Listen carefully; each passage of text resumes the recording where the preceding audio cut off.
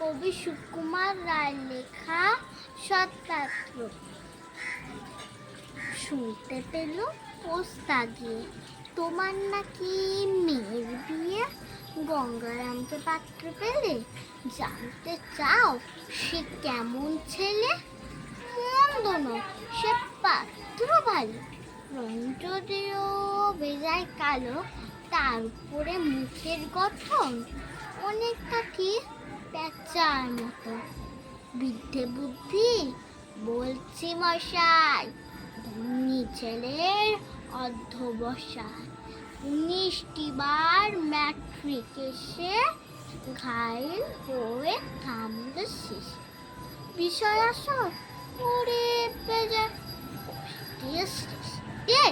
দিন চলে যায়।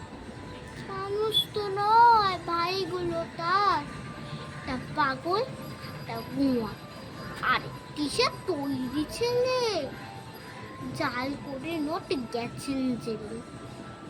19 হতে তবলা বাজায়, যাত্রা দলে 5 টাকা পায়, গঙ্গারাম তো কেবল ভোগে পিলের চর আর পাণ্ডুরোগে।